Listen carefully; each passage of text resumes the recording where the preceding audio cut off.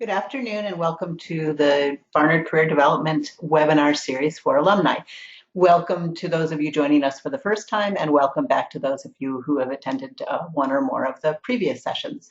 I'm Christine Valenza-Shin, I'm class of '84 and I'm also the alumni counselor here at Barnard Career Development, and it's my pleasure to welcome you to talk today about planning your successful job search. Let's open up with a quick poll. That way I can also test that people are here and can hear me. I'm going to launch the poll. It should appear in your dialog box and pick one of these options. So let's find out a couple questions to find out the status of our group here today. So let me know right now by completing the poll if you're currently employed full-time, employed part-time, unemployed or out of the workforce, or other. I'm not sure what other would be, but I always like to cover all contingencies. So take a moment to answer that.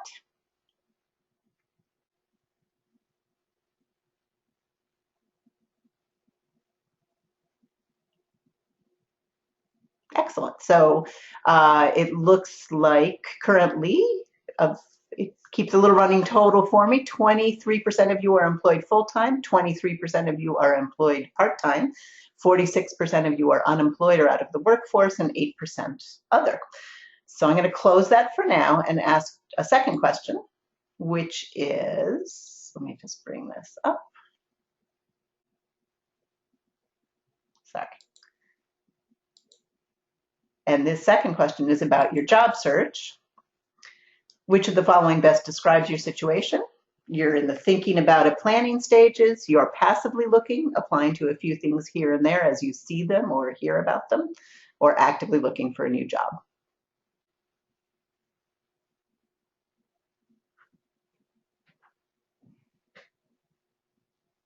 So far, 8% of you are in the thinking about a planning stage, 8% are passively looking, and 85% of you are actively looking for a new job. Great. Okay, well, welcome to all of you, no matter what your situation is, and let's get started. So the job search steps we're going to look at today are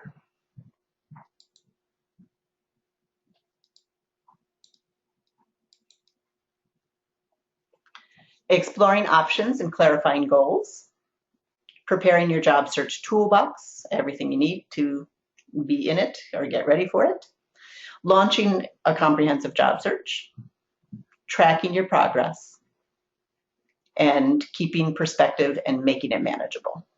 So that's what we'll look at today. Let's start with just a brief look at career exploration, which I gave a full webinar on that, some of you attended that, but I just wanted to touch on a couple of key points from there as a reminder, and to those of you who didn't participate in that first session. Every job search, voluntary or not, is an opportunity, forgive my grammatical error there, an opportunity to step back and assess what you want to do next. So even if you're in a panic, even if it was unexpected, it is an opportunity to take a step back, figure out what you're looking at. And some of the things that you can do quickly to do that assessment are starting with yourself.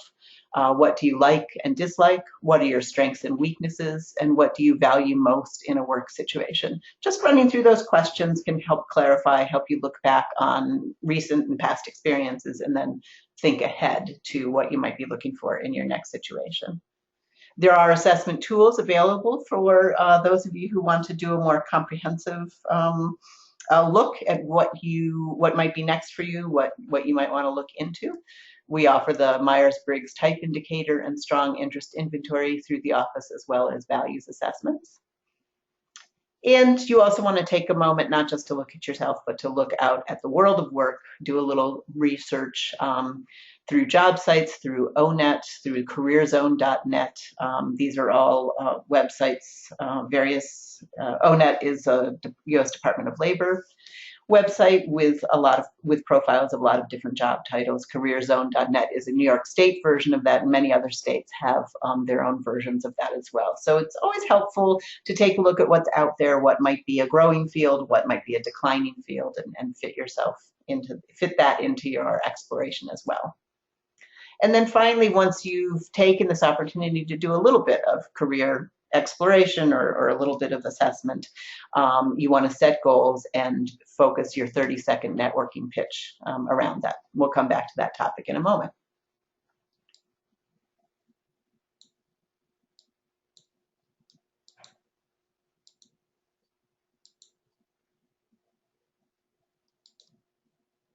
So your job search toolbox, what do you need to get started, or what should you have if you already have started on your job search? We're going to look at that 30-second networking pitch or introduction. You need an updated resume and LinkedIn profile, which we covered in our second webinar. You're going to need cover letters, both application letters and letters of inquiry. Application is to a specific posted job. A letter of inquiry is to a company or organization that may not have a specific job posted, but you would be interested in working for them. And you need professional references. And you need a support network, which we'll also talk about. Before we start on this, just want to check quickly, see if there's any issues. Okay, just quickly making sure. Great. Okay, so I closed the poll that should have gone away, and now the PowerPoint is back. Excellent. So a 30-second pitch. This is sometimes called an elevator pitch, sometimes called a two-minute pitch, networking pitch. A lot of different names, same concept. The idea is to convey relatively quickly, who are you, what do you do, what are you looking for? And versions of this can be used in a variety of settings. It could be your opener at a networking event or some sort of informal networking situation. And that's sort of the shorter version of it. Or this is also a variation of this could be your answer to an initial interview question. You know, if for instance, the interviewer opens with, tell us about yourself, or what brings you here to our company or organization. Let's look at a sample of this. So here's an example of a short version. Okay. Oops, sorry, I'm just trying to move my version around so I can see it. So hi, I'm Jessica Nunez. I'm currently managing a small nonprofit that focuses on health education for underserved families and have been working in the field for about 10 years. Though this has been a rewarding experience, I want to incorporate my love of the arts and dance into my next position. I'm looking for opportunities in arts administration, specifically working with dance companies. So for those of you, and I know there's a number of you out there who are thinking about a transition, this is a good example of how you can both summarize quickly what you have been doing and then make a transition to what and why you're looking for next. For those of you who aren't looking to make a change, you simply would talk about what you're currently doing and then talk about that you're looking for something similar, you're looking to move up, you're looking for a different type of company, perhaps same role, different type of company or organization. So there's obviously many variations on this, but this is just to get you started thinking about it. Then a slightly longer version of this, something that might come up, say, in an interview situation, you still want to answer, who are you, what do you do, what are you looking for? So we've got the same dialogue with some additional information. She's still Jessica Nunez, currently managing a small nonprofit that focuses on health education for underserved families. In my role as director at Healthy Families, I increased funding by 200% during the first 2 years. Most recently, I was awarded the Groundbreaking Curriculum Award by the National Nonprofit Advisory Group. I feel my strengths in management, grant writing, problem solving, and innovation define me as a professional. Though this has been a rewarding experience, now we get to the old part, and then the new part she transitions. This would probably be in an interview situation too. When I saw this position at the Barry Manor Dance Company, I felt that I could seamlessly transition my skill sets, and then she's off and running with, presumably in an interview situation, this is when you would mention. But this could also work in an informational interview setting, you know, so you can see again where I'm just trying to give you basic examples of which you could do your own variations. But how do you get there? Because it all looks so easy when you hear somebody else's or see somebody else's. So to prepare your 30-second pitch, you want to sit down and consider how your education, work experience, and personality characteristics would add value to an organization. So in other words, what have you got to offer? And you want to brainstorm. You want to outline key points you want to touch on. And then you want to make a short list of statements about your accomplishments on the job, as well as other relevant skills and personal attributes. You're still sort of in the rough draft brainstorming phase, but try and use powerful words that convey a strong message.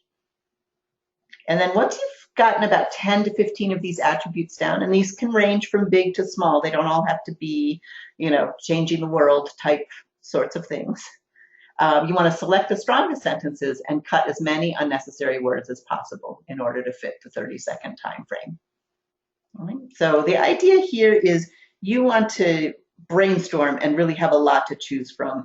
And one of the things that can happen, I do this exercise sometimes with people individually, is certain patterns start to emerge, certain groups of attributes and skills. And so sometimes it's not just selecting the strongest, but sometimes you'll combine a couple of them and refine. And if you have trouble doing this on your own, this is a great exercise to do with myself or another career counselor, or with a former colleague or a friend, someone who knows you well, or who you work well with. Can sort of help you through this process, because sometimes we're not as good as others at seeing our strong points or articulating our strong points. Then you want to add a brief opening, your name and profession, and a closing, which reiterates what you want to happen next, and you're in business. You want to make sure your statements tell a cohesive story, and you just keep rereading and editing until you feel confident that your pitch flows nicely. So this is all on paper, but then we want to bring it to actually making your 30-second pitch. So you want to practice, practice, practice. So start by just saying it out loud alone, which can feel funny, but it's good practice.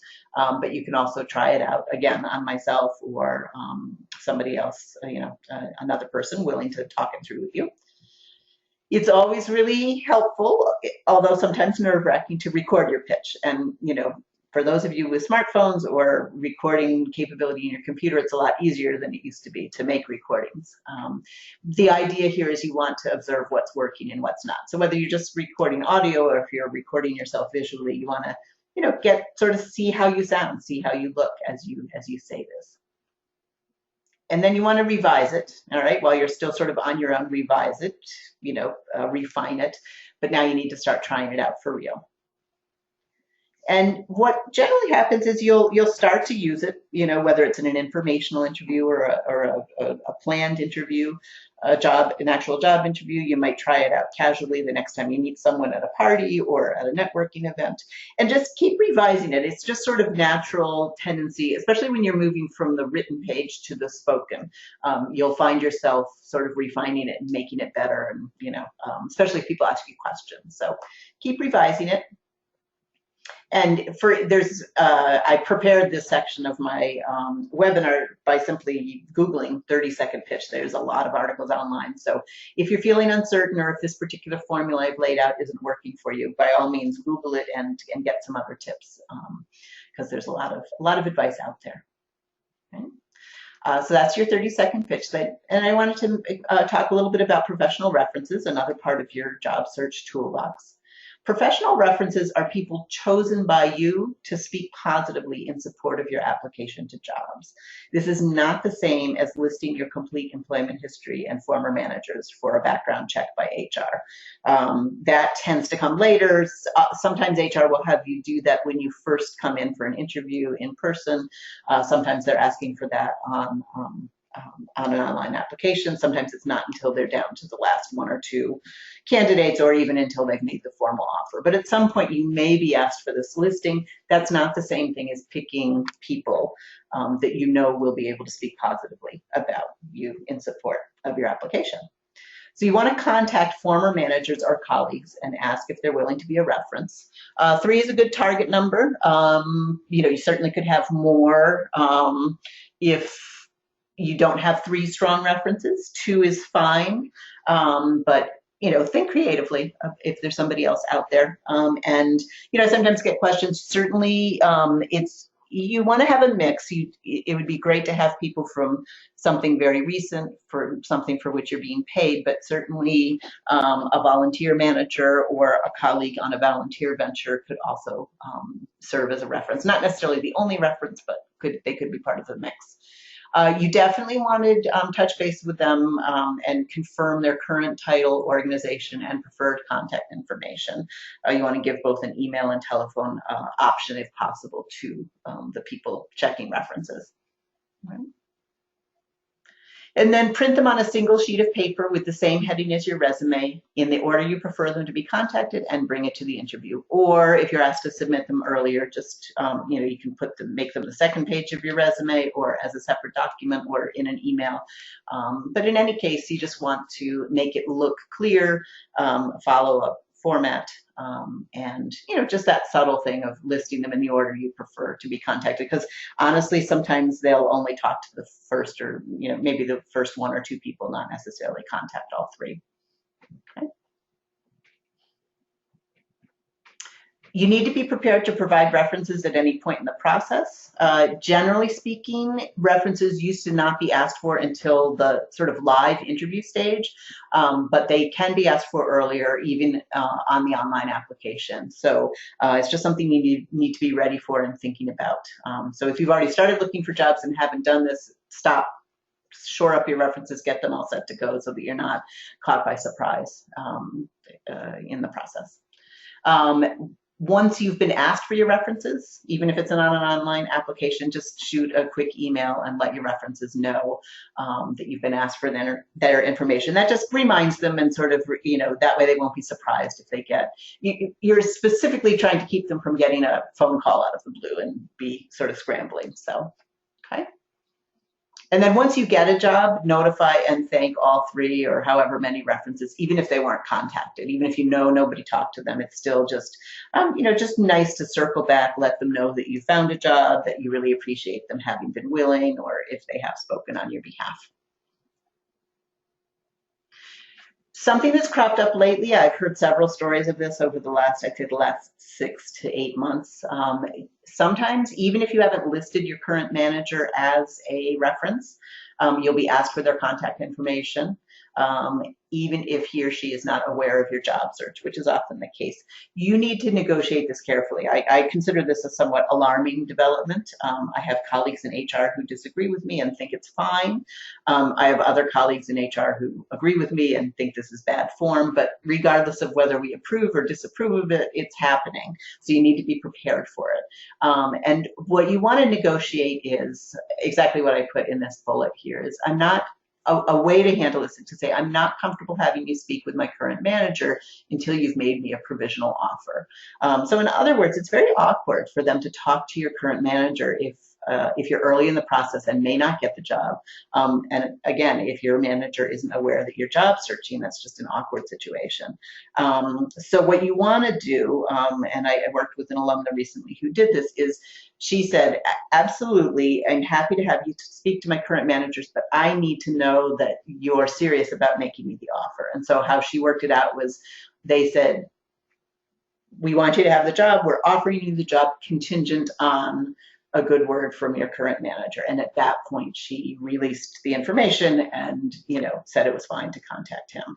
And that worked out fine. They spoke with their manager. There were no red flags or any other problems. And then they took the provisional offer and made it an official offer, and everything went from there. So that's one way of handling it.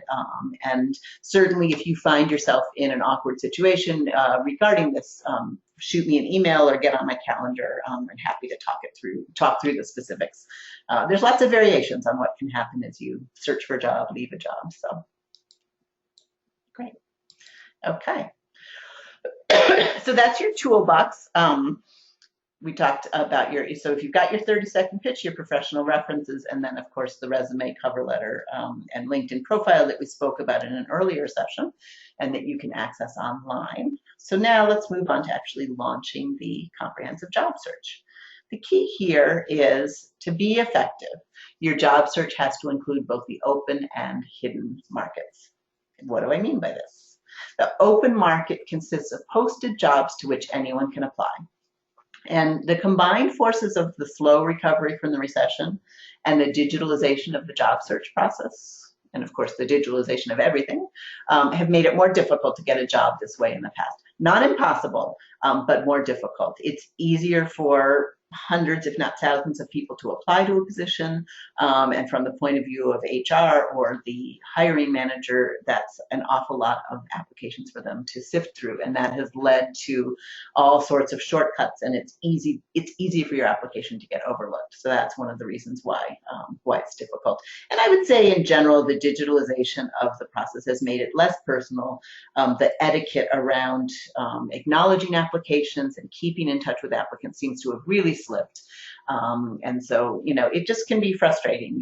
I have a lot of people who say they feel like they're just sending things out into the void. But it is an important part of the process, and we'll talk about how to position yourself best.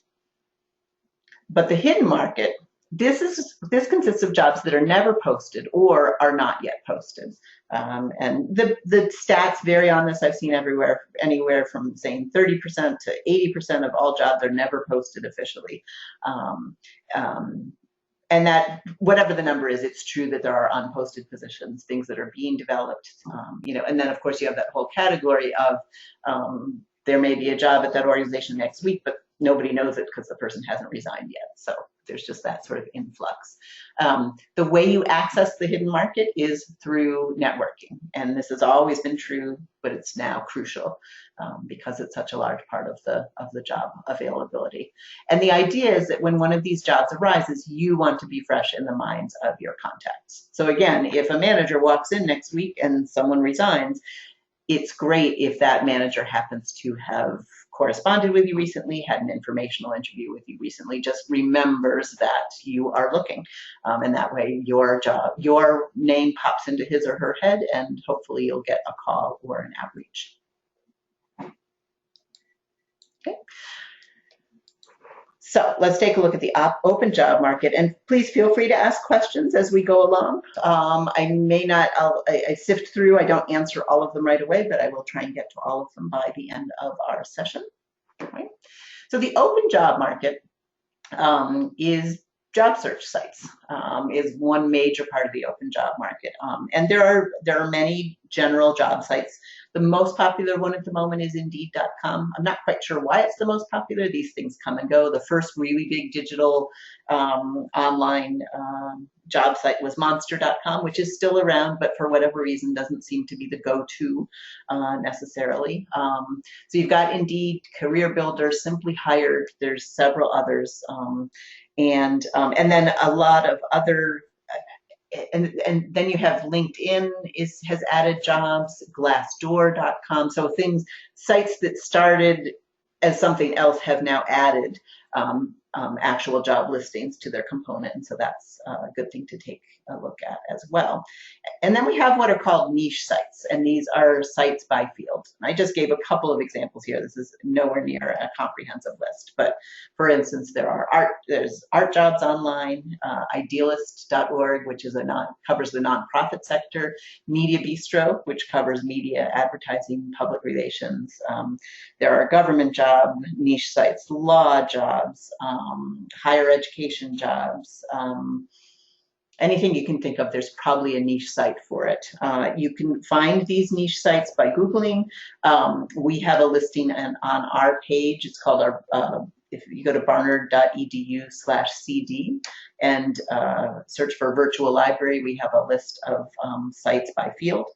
And this is a great thing to ask people about as you're doing informational networking, is to ask people if there's niche job sites. Okay. And then of course you can look, if you have particular companies or organizations in mind, you can go directly to their site and look.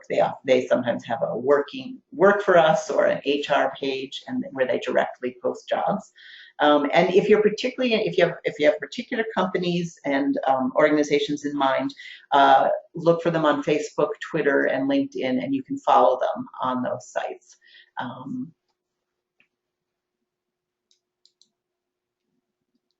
Again, you don't want to overwhelm yourself, so you want to maybe limit this to, a number of companies or organizations that you really are very interested in. You can follow as many as you want. It just can get a little overwhelming in your feed. Okay. other sources for the open market are professional associations and conferences.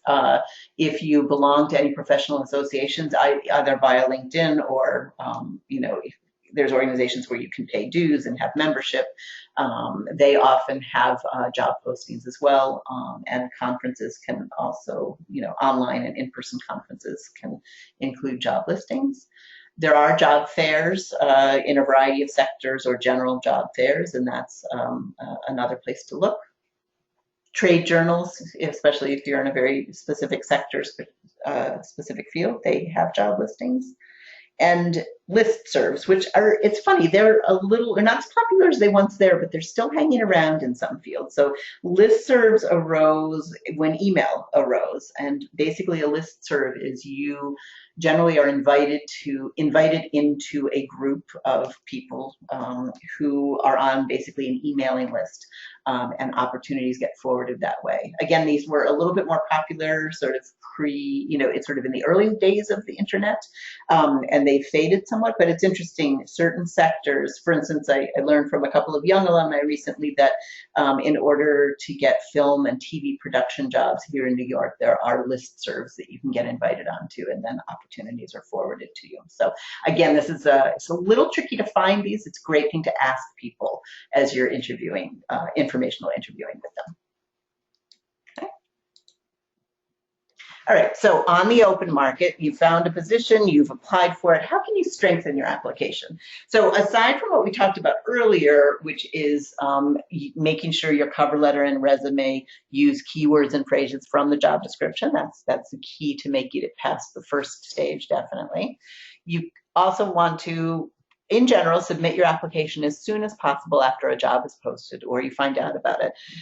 There's a lot of interviews with HR and recruiting people, and they say, yep, we only look at the first 50, we only look at the resumes from the first 48 hours, so time is of the essence, and do be aware that some places are first putting out job postings over Twitter and Facebook, and that's where it's handy to be following those companies, because sometimes you can get a jump before they formally put it even on their own site or on a more general site. Okay. But even if something's been up for a while, generally you can go ahead and apply for it. If there's a way to reach HR and double check that it's still open, that's great. But try and get it in fast. After you do officially apply, you want to sort of go through whatever process is stated. You can then do some follow-up by trying to find connections within the company via LinkedIn. So if you've applied for a position at NYU, you can do a search on LinkedIn, see if you have any connections there. You could reach out to, you might have a direct connection, you might have a second degree connection. You can ask the common contact for an email introduction. And your basic phrase, what you're asking the person, if you do connect with someone at the company, is to say, I've applied for a job at your company. I'd love to meet or talk and get your perspective on working there, which is basically code for let's talk. And if you like me, maybe you'll put in a good word for me. All right. Which is fine. People can say no. You might, worst case scenario, someone says no, they don't get back to you, but often people will say, sure, happy to meet, happy to talk with you. And again, if it goes well, if they like you, and it seems like you have a productive conversation, they may offer to refer you to HR or the manager who's hiring. You absolutely want to say yes to that. If they don't make that offer, but you feel like the conversation's gone well, you can go ahead and say, is there someone in HR or in the division that's hiring that you know that you might be able to put in a good word for me? And one thing to do is to use the language of referring rather than recommending, because somebody who you've just met might not feel comfortable saying, I recommend this person, but they're happy to refer you to the person who's doing the hiring. And sometimes that just means forwarding an email with a quick note. I've done that for a couple of people. Either here at Barnard or over at Columbia, and just said, you just sort of explain, I know this person and she's applying, and, give her a second look or something. Okay. And then another way to strengthen your application is by following up. So basically what you want to do is, unless expressly told not to in the job description, you do want to follow up. So a lot of job descriptions do say, don't call us, we'll call you, and they're very adamant about it, and you want to respect that. But if they don't say it, take advantage of that loophole. And I'd start with an email 7 to 10 days after the deadline, either after the stated deadline or after you submitted your application. And again, quick and to the point, you've applied for such and such position. I'm checking in to see where you are in the hiring process. I remain very interested in the position. That's basically all you want to say. It's one of these things that could help, can't hurt. You might get it might get someone to pull your resume, sort of out of the giant pile into the smaller pile being considered. And in some cases, it's sort of a gold star. It's like, oh, look, she followed up. We like that. And it can sort of help advance your chances. You could also follow up either, if you don't hear back, you might want to follow up. You could either do a second email, or if you could track down a phone number, you could follow up that way as well. The advantage to the phone is it's possible you'll get someone who is a little bit more forthcoming and who might say, oh, yeah, they haven't even started looking at resumes yet, or they'll say, oh yeah, it was an inside hire. It's done, so, but usually you'll just get a polite, I'll let them know, but still, again, it could help, can't hurt. And I have a quick question. If they say, we will contact you if you are included in the next phase, is that time to stop following up? Yeah, that's a little bit, that sounds, we'll contact you if you are included in the next phase. Yeah, you could circle back. It's always helpful to have a little inside information there. You could double check one last time. I say that only because sometimes they mean to get back to you and it just takes longer, and you'll assume you're out of it and you're not. So again, you could follow up one more time, but that's probably code for we're moving forward, and if we want to talk to you, we'll reach out to you. So. Okay, so those are a couple of pointers to help. And as I said, you can't ignore the open market, as tempting as it. Usually we have the opposite problem. People are more comfortable sort of sending out applications kind of, anonymously to these clearly posted positions. But every once in a while I get someone who's so discouraged they want to stop entirely. And you never want to stop entirely. You want to look at what's out there. I know that, for instance, at a place like Barnard, we post what's available, and we interview, and we use the open market to find people to work here. It's not, it's not that the hidden market doesn't come into play, but we definitely still rely on that. So keep an eye on it. And but you want to make sure you're not spending all your time on the open market. And that brings us to the hidden job market. So this is accessed through your professional network of colleagues and former colleagues, your personal network of friends and family. You never know who's going to hear about something, as well as your professional associations, your LinkedIn groups, your fellow alumni, could be your high school, your Barnard alumni, your graduate school if you attended, the Barnard Alumni Network, online and in person, that we talked about last week, and your LinkedIn network, which consists of your contacts, and of course any groups you belong to.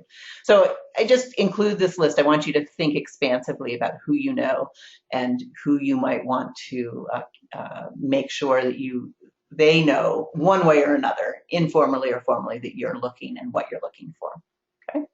Now, the following is, I'm going to describe one method of doing this. It's only one way, and people have variations on this. This is what we call the patented Robert Earl, who's our director, 3-email campaign. It's just one way of thinking about it. So, email number 1, you make contact. You create an alliance through a shared experience or similarity, and you ask for advice or something concrete, okay? So for instance, going back to our examples last week, if you were reaching out to a fellow alumni who's working somewhere or working in a field you're interested in, you would make contact, probably by email. Nowadays is usually the first point of contact. You create the alliance that you're both fellow alumni, and you tell them what you want, tell them what you're looking for, and ask for their advice or for an informational interview. Email number 2 for those who get back to you, you thank them for your time, for their time and their advice, and then now you attach your resume and ask for insider advice on the resume. You want to make sure it's clear that you're not asking them to edit your resume or to give you general advice. You've already gotten that and done that, but you know, I'd love your input as a communications insider if there's anything I could do to strengthen my resume or make my resume stand out from the field. And then email number 3, if they get back to you, give you some feedback or simply say it looks great, then at that point you could ask for a referral to a person responsible for hiring. So at that point you could say, thank you so much for your suggestions on the resume. I've revised it, and I'm wondering if you'd be able to connect me with someone in HR or someone you know who might be hiring, right? The key here is that I think the keys here are email number 1 and number 3. You just want to make sure in number 1 you're not asking for a job. You're asking for an opportunity to get their advice or to meet and gain some information from them. And it's not till email number 3 or until you've heard back from them that you actually directly ask for connection to a possible job. Again, as I said, you don't have to do it exactly this way, and there are different variations on this, and you might not be comfortable wording things precisely this way, but the idea is to reach out to people, not just people you know, but people you don't know but have something in common with, who could potentially give you some information and ideally information about a specific job lead. When you do have these networking meetings, whether it's over the phone or in person, the ideal, what you would love to come away from a networking meeting with is a specific job lead or a referral to someone who is in fact actually hiring. That's unusual though. I mean, think about it. Not many of us know people who, not many of us are in the position of being able to hire someone. It's one of the reasons you don't ask for that first, because you want to talk to people and get information without limiting it to, do you have a job for me? So ideally, you do come away from any meeting you have with a job lead or a referral to someone actually hiring, but at least you want to walk away from each meeting with another person to talk to or another company or organization to research or contact. And that might just come back naturally through your conversation, or you can specifically ask that at the end and say, can you think, is there someone else, is there another organization I should be thinking about? Do you know anyone there, or do you know anyone doing this type of work that would be good for me to talk to? Right? And then of course, when you're doing a networking meeting, inside knowledge in general is also really valuable. And that could be concerning industry trends, what they think the current climate is, where current opportunities are cropping up. And always, I encourage you to diplomatically ask about salaries.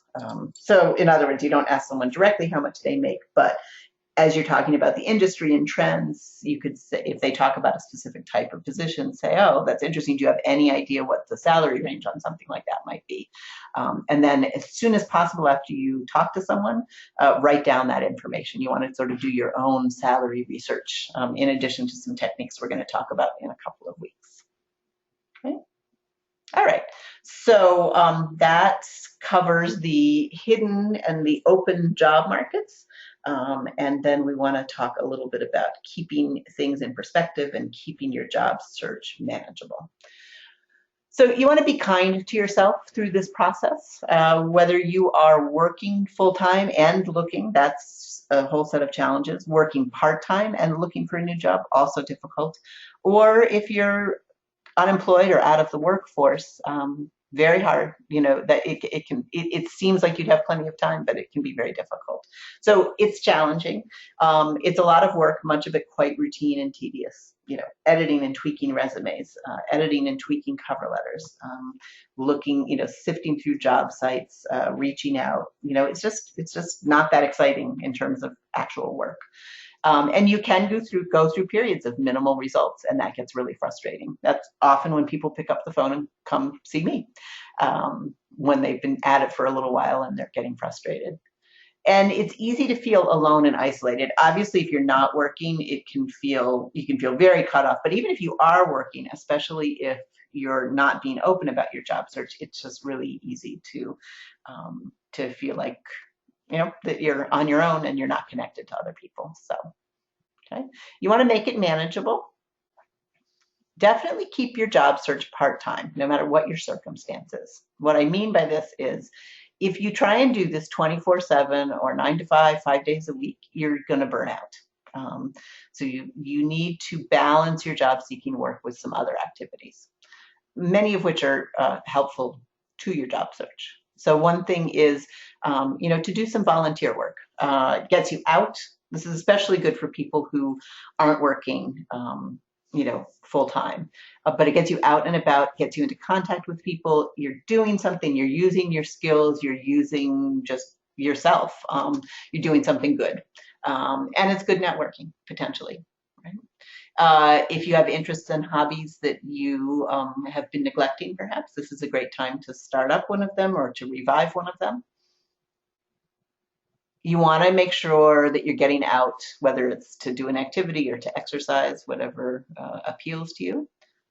And you do want to see friends and family, even if it's frustrating, even if you're feeling frustrated, you want to not cut yourself off completely from people, right? And especially if you're unemployed, money could be tight, but you do want to look at free or inexpensive activities.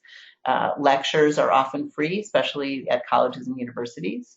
First movie showings of the day can be cheap. Potluck dinners, if you can't afford to go out, you can organize a potluck dinner. That way you're seeing people, you're getting good food, hopefully, other than what you cook for yourself. Right, so those are just a couple of suggestions, and that's another great thing to Google is, what can I do that's free or cheap? Okay.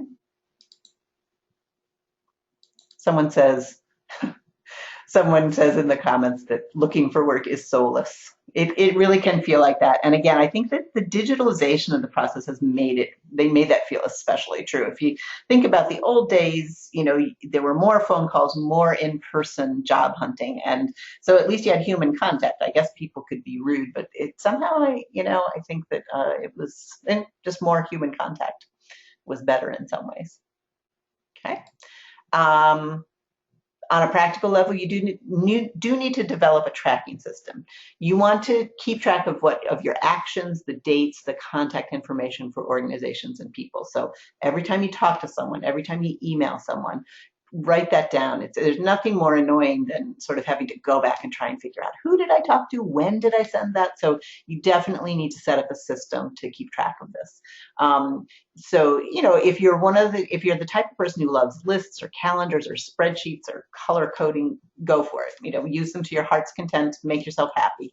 Although don't take so much time on that you're taking away from other things you should be doing. But then there's lots of people who aren't hyper organized, who don't love who don't live by lists and calendars, but you still need a system to keep track of things.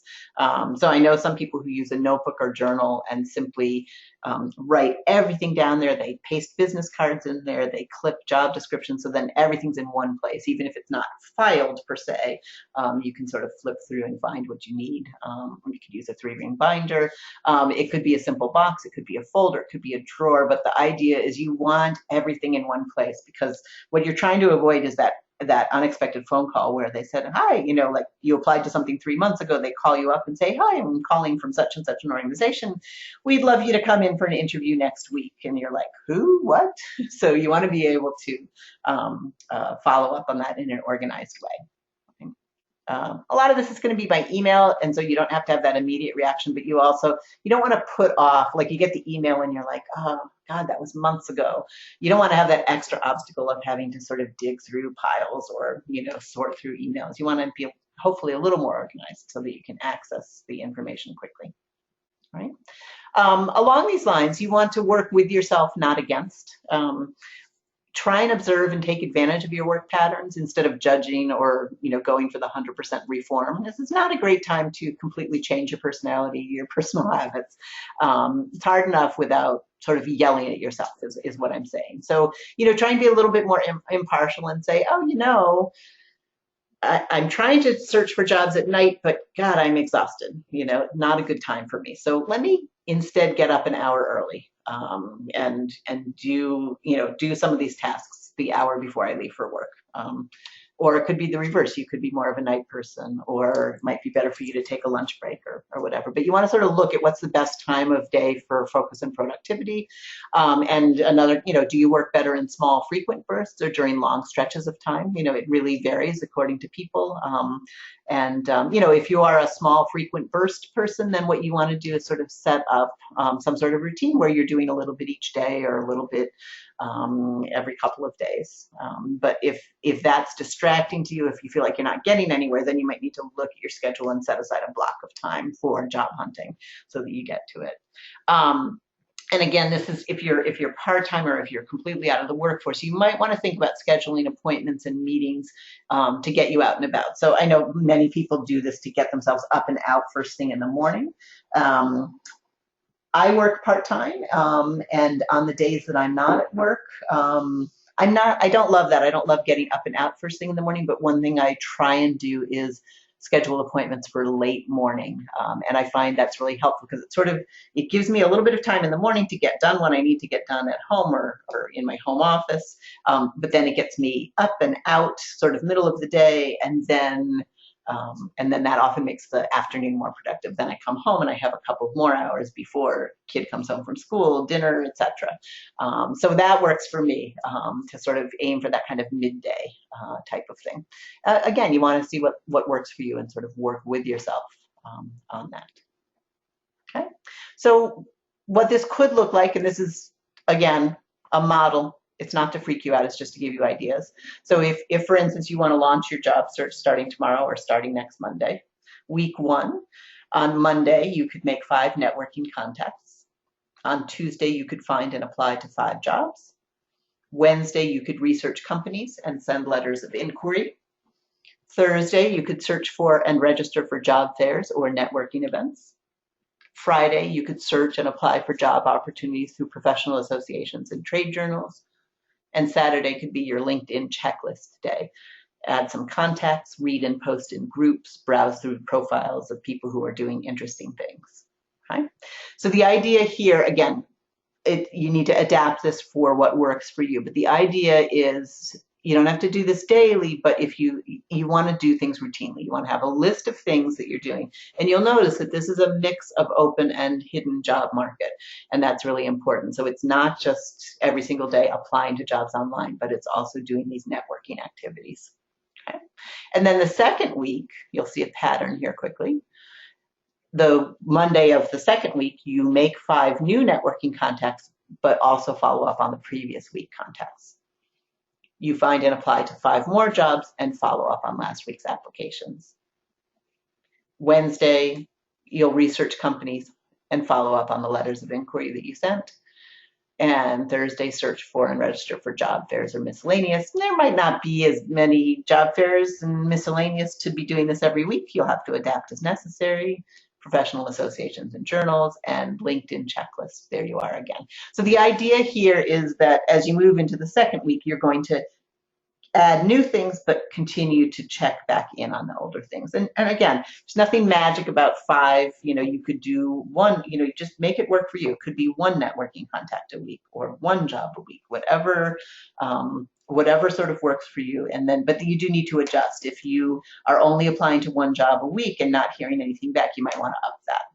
On the other hand, you might say, there's not much on the open market. I'm not seeing a lot, so I'm going to work more on LinkedIn and on looking at people's profiles, getting more ideas of where to apply, making more contacts. Okay. You want to stay positive, right?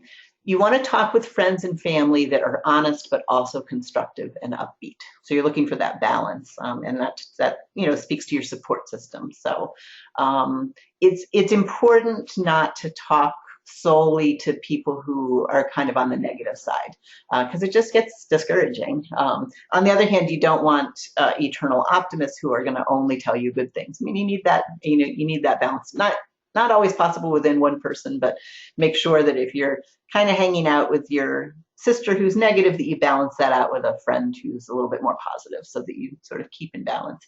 I can tell you from my position as a career counselor that the economy and job market are improving. Things are much better than they were in 2009, 2010. It's been slow, relatively steady, Okay, so things are getting better out there. The exception to that is, what they keep saying in sort of a global way is there are more jobs available, unemployment rates are going down, but wages have been very stagnant. So, and we'll talk about that more in a couple of weeks when we talk about salary negotiations. So, you do need to be patient. There's been a fair number of articles, and there was just a research study they sent from Glassdoor that the hiring process from start to finish is taking longer than it used to. And the key here is, and so what does that mean? So it means, where it may be from the time you apply to a job to being selected for that job, it might have been a 3 or 4 week process. It's averaging more like 5 or 6 weeks, and sometimes even longer. You just never know what's going on the other end. Sometimes things are posted and they don't get around to actually looking at resumes. It just can take a long time. Organizations are adding steps that they didn't used to do. They're taking longer. They're interviewing people more times. So it's just taking longer. You need to stay patient. The key is not to get too focused on any one possible job. Even if it's your dream job, even if you think you'd be perfect for it, apply, follow up, do whatever you can to strengthen your application, and then move on. You need to keep applying to other jobs, and you need to keep networking, and keep your fingers crossed. And do be confident of your value and skills. You have a lot of experience, you have a lot of skills, you will be offered the right job. You just have to keep plugging away, right? But you do also need to remain real. You also need to be realistic. And so the rule of thumb here is if you're consistently not getting interviews after, whether it's through networking or through sending in your resume and cover letters, or if you're getting interviews but you're not getting offers, you're going to need to reassess. And that's when you want to see myself or another counselor to brainstorm new strategies, approaches, and resources to try. Again, I do often see alumni at this point. They've been at it for a month or two. They're feeling discouraged, and they come in for what I sort of informally call a job search tune-up, where we look at I look at her resume, her cover letter, we talk about interviewing, we sort of, just try and think of new ways, new, more creative ways to present, and network and otherwise boost their job search. Okay. We'll wrap up here and then I'll take questions. So next steps, where do we go from here? We've got 2 more sessions coming up in this webinar series. Next week, we're doing interviewing best practices to get the job. And we'll finish with know and grow your worth, negotiating the job offer and managing your ongoing professional development. That's on July 29th. And some of you have already started calling and setting up counseling appointments with me. You're all welcome to get onto my schedule. The number is there. And just be aware that I'm a part-time position. I'm here on Mondays and Wednesdays. And I've been popular this summer, in part due to the webinar series. So you may have to wait a little bit. If you have something very pressing or urgent, you certainly can see another one of our counselors here. Most of the other counselors work primarily with students, but career counseling is career counseling, and they can help you in many different ways. We've got a bunch of great counselors here. So, okay. So questions. First, let me go back and see. Okay. So can you talk about informational interviews? What are they? How do we contact organizations? Great. Okay. So an informational interview, whether it's with an individual or a organization, is basically you're saying who you are, what you're looking for, and you would love the opportunity. You would love the opportunity, if it's a person, to talk about what they do and how they got there. And you can pitch a cup of coffee, you can pitch a phone conversation, but you put the query out there and you try to move towards a specific date as soon as possible. And so then when you get on the phone or hopefully in person with them, an informational interview could be, 15 to 20 minutes, possibly longer if it's going well. And my general rule of thumb is try and get them talking about themselves first. What do they do? What do they like about it? What are the challenges? Where do they see things going? And then shift to talking about yourself and what you're looking for. But I think it's helpful to get them talking first because you can sort of fit in your sort of fit your questions and your message to where they're at, which can be helpful. And this is basically the same thing with an organization. You would reach out to them by email or by letter and say, I don't see any posted positions, but I'm very interested in the work your organization does. I think my skills and experience could be a real good fit. I'd love to set up an informational meeting to find out more about your organization and tell you a little bit more about myself.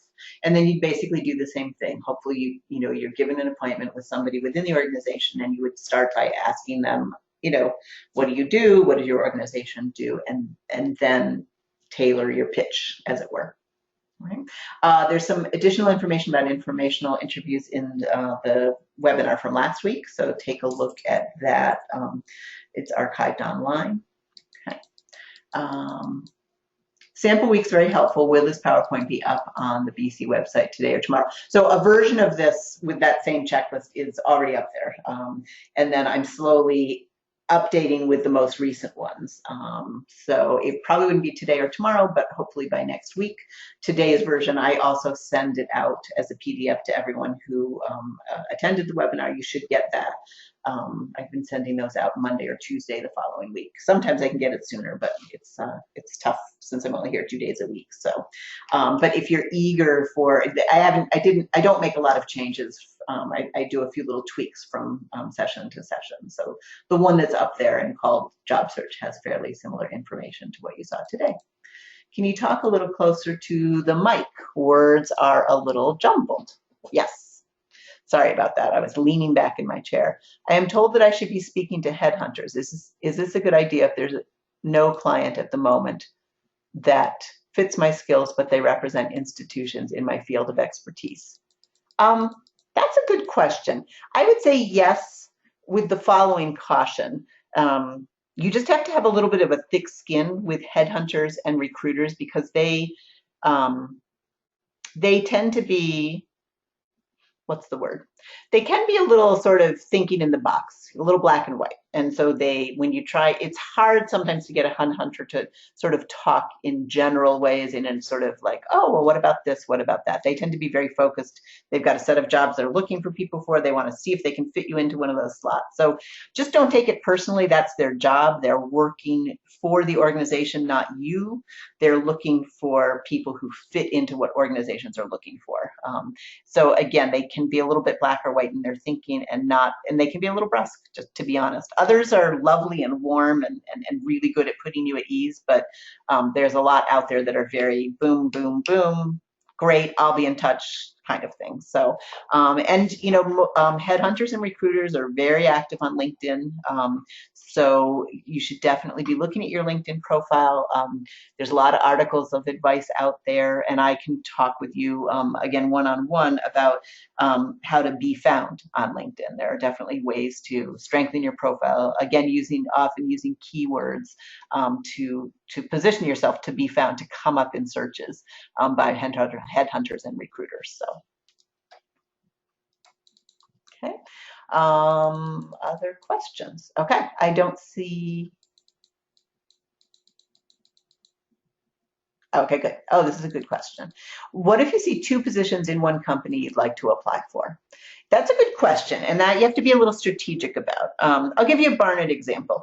At Barnard, when positions are open and usually if it's let's say it's in 2 different departments, generally what HR does is they gather up the resumes and they just send them off to whoever's in charge of the search in the 2 different departments. So if you applied for something in career development and alumni affairs, we're not necessarily going to know it.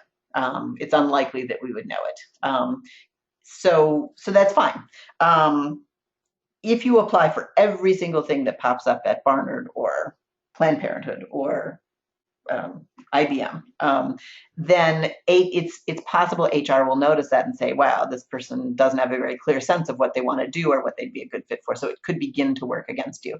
And then if you are applying for several positions within the same department, you have to be very judicious about that, because if you apply for too many at once or close upon each other, it basically looks like, again, you don't have a sense of what you'd be the best fit for. So you just have to be judicious with that. I would say don't jump on everything at once, but let's say if there were 2 or 3 things listed that you think might be a good fit for you, prioritize which one would you most want and get that application in first. And then maybe wait a couple days, see if you hear anything back. And then if you don't hear anything back after a couple days, go ahead and apply for the other one or two. But you just have to be careful. Again, it is a tricky thing. And again, the specifics of your situation, it might be easier for me to talk to you about that one-on-one. But yeah, it's definitely something to be cautious about. But on the other hand, as I said, the organization doesn't always know. One part of the organization does not necessarily know that you've applied for other things, and so it certainly can't hurt. You don't want to take yourself out of the running for things. Okay. Any other questions? How are we doing on time? Excellent. We've got exactly 1 minute to go, so I'm happy to answer any quick last-minute questions. But I'll say in conclusion, thank you very much for your participation, and I'll look forward to seeing a bunch of you back next week or in my email or on my schedule.